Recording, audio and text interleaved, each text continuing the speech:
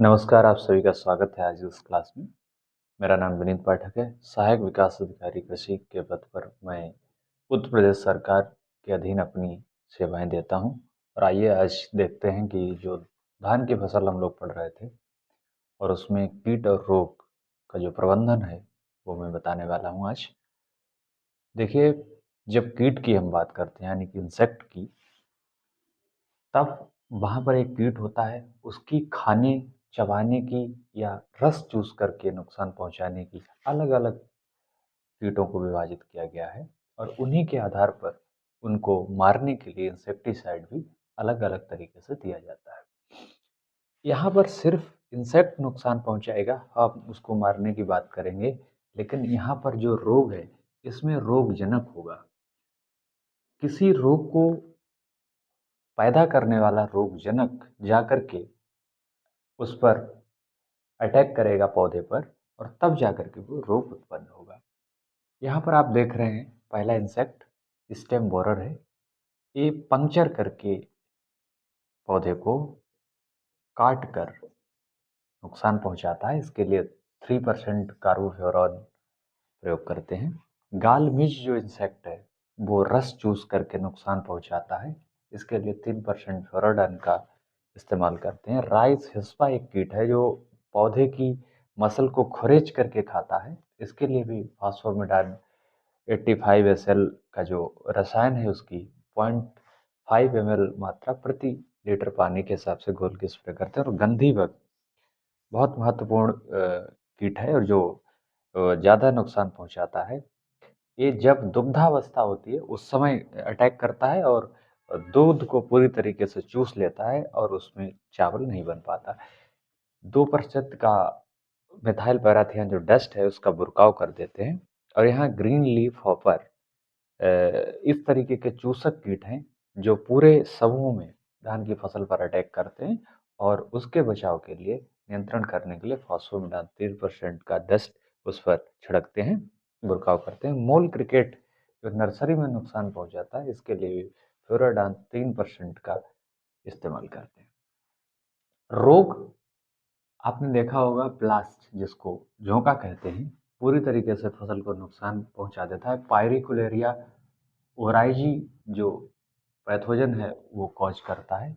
इसी तरीके से ब्राउन स्पॉट, इसी तरीके से स्टेम रॉट, फेल्सिस्मट।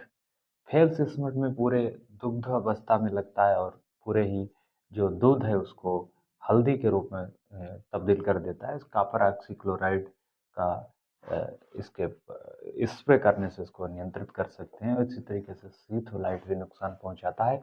इन सभी के लिए क्या करना है आपको? बीज उपचार। बीज उपचार किससे? बाविस्टिन से। बाविस्टिन से बीज उपचार 2 ग्राम बाविस्टिन प्रति केजी सीड के हिसाब से इसको उपचारित करते हैं। और उसके बाद भी अगर ये रोग है तो 0.2% का जिनेव का स्प्रे करते हैं। रोग और कीटों की सामान्य बात हम सभी ने समझी, लेकिन इस समय जैसा विमर्श चल रहा है कृषि के क्षेत्र में कि हम एकदम केमिकल पर ना जाएं, क्योंकि जैसा केमिकल स्प्रे होता है उसके तुरंत बाद ये वातावरण में घुलकर पूरी हवा को संक्रमित करता है और वहीं हमारे स्वास्थ्य को भी काफ़ी हद तक प्रभावित करता है। मैं आपको बताना चाहता हूं कि इस समय सिर्फ भारत ही नहीं, वैश्विक बिरादरी भी इस चीज़ के लिए सोच रही है कि किस तरह से हमारे जो खाद्य श्रृंखला है उसमें पेस्टिसाइड पहुंच चुका है और बहुत ही स्वास्थ्य के लिए नुकसानदायक साबित हो रहा है। ऐसे में सस्टेनेबल एग्रीकल्चर की बात पूरे विश्व स्तर पर उठाई जा रही है और जिसमें सबसे पहले, यदि हम पेस्टिसाइड पर नहीं जाएंगे, पेस्टिसाइड को अंत में रखकर हम इन जो हमारे कीटनाशक जो रोग कारक हैं और कीट कारक हैं उनको नियंत्रित करते हैं। किस तरह से करेंगे? पहले हम मैकेनिकल कंट्रोल करेंगे। पहले हम मैकेनिकल कंट्रोल करेंगे। ये आईपीएम की हम बात कर रहे हैं, इंटीग्रेटेड पेस्ट मैनेजमेंट की। सबसे पहले मैकेनिकल, जैसे कोई ट्रैप लगाया और कीड़ों की जो वृद्धि थी उनको रोक लिया ट्रैप से। येलो स्टिकी ट्रैप और बहुत सारे ट्रैप आते हैं। उसके बाद में कल्चरल कंट्रोल।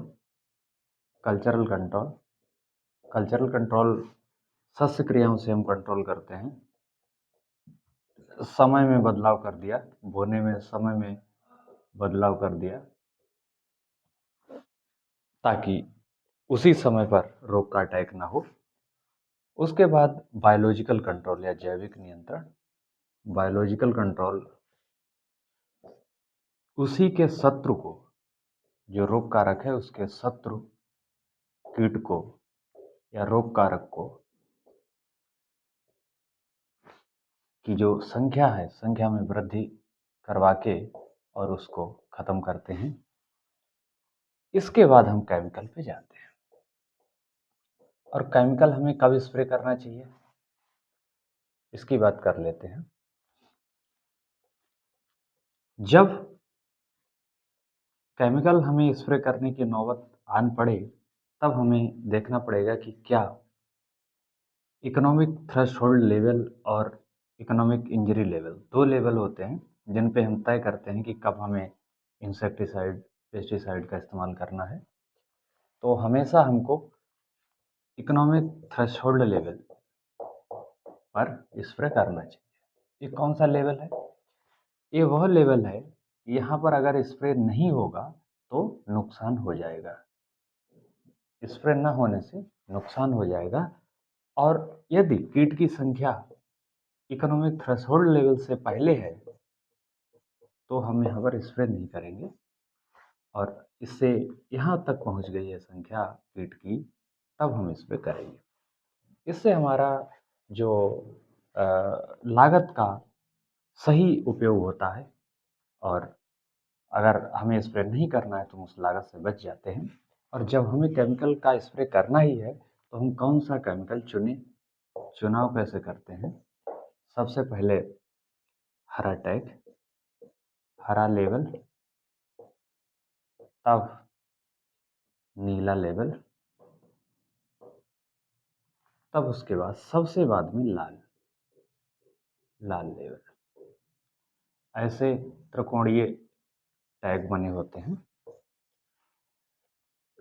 ये सबसे कम हानिकारक, ये मध्यम हानिकारक, और ये सबसे ज़्यादा मोस्ट डेंजरस, मोस्ट डेंजरस। जब इन दोनों को प्रयोग करने के बाद अगर कीट नहीं मरता है तब हमें इसे स्प्रे करना चाहिए, अन्यथा इन दोनों को स्प्रे करना चाहिए। आज के क्लास में बस इतना ही। आप सभी इस क्लास को पूरा देखिएगा और इस चैनल को सब्सक्राइब करें, लाइक करें, शेयर करें और कमेंट करके हमें बताएं कि आगे आप क्या पढ़ना चाहते हैं। धन्यवाद।